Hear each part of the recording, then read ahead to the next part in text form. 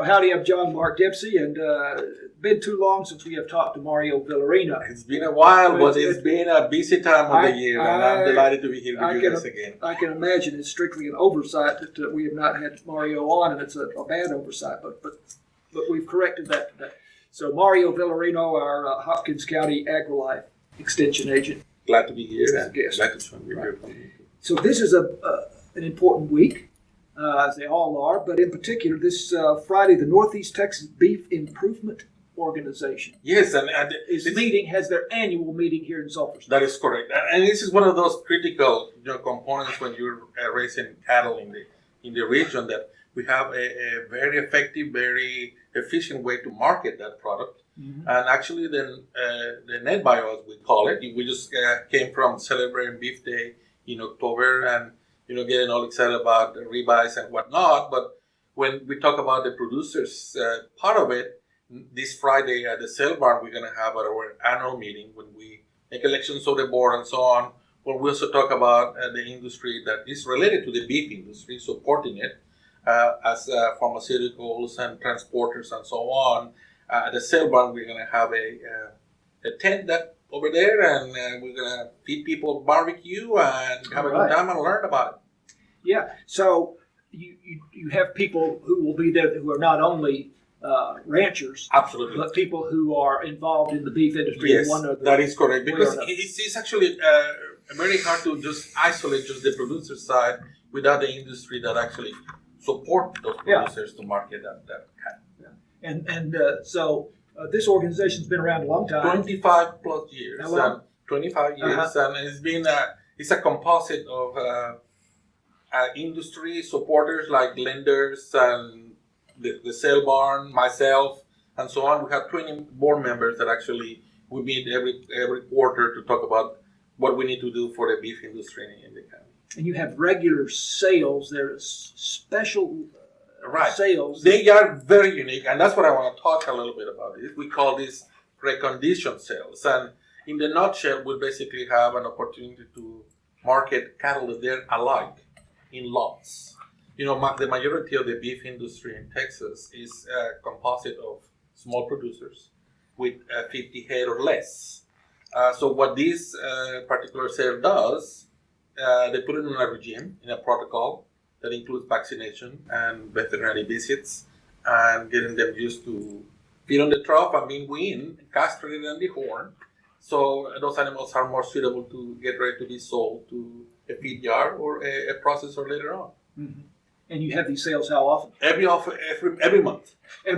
Depending on the demand. And these are held in Sulphur Springs? That is correct. This is all they're coming up here in the sale barn with the Jordan and all those guys that are actually there. And you're having one of those sales this Friday. Yes. So the people who buy beef in those sales, they know they're getting good product. Absolutely. Right. And the main idea is that actually have a uniform product that they can process or finish according to their needs.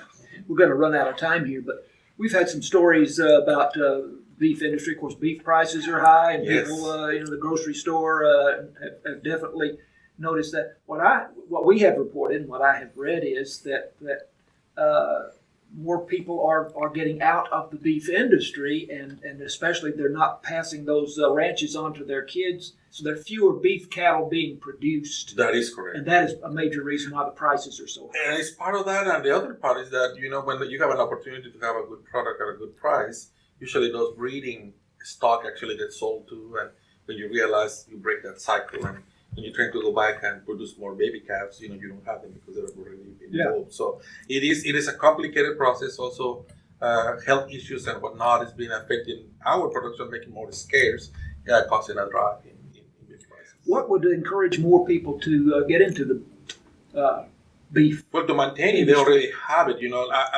were talking about, the importance of the beef industry and the dairy in Hopkins County. They were pretty much 50-50 in sales this year. Mm-hmm. To maintain that momentum going in your beef producers, and actually be more concerned about how you produce those cows so we can maintain it already stressed and sophisticated marketing. And I was talking a little bit about the importance of doing the beef quality assurance protocols, the right way to process these cows. And I was in College Station in August, and actually one of the industry leaders was indicating that they have seen a lot of meat being decommissioned and being away from the market because of hardware problems. Bottom line, leftover needles or metal in these carcasses that condemn the whole animal in general. So they've been inviting everybody to talk about this. When you're producing cattle at home, that you be very careful what happens with that metal that you ever use on them. And sometimes it's incidental. Sometimes the animal gets into a wire or whatever, and you can help that. But if you are aware of something that left a needle or something in the animal, that you follow up and remove that item, because it will remove that carcass and that meat from the production. And that's a significant amount of money today. Yeah. So we have some work to do to Absolutely. encourage more beef production. Yes, and be more concerned about that you're actually might be making the profit for a company or a place by not doing it properly. Well, again, the Northeast Texas Beef Improvement Organization meeting at 12 noon. That is correct. This Friday, so we might to come over. And if you have not been in a sale, it's super interesting to see how it is. It's something very unique. So come over and have a little bit of beef and enjoy the day. Great. Mario Villarino, our Hopkins County Extension Agent, and I'm John Mark Dempsey. This is KSST.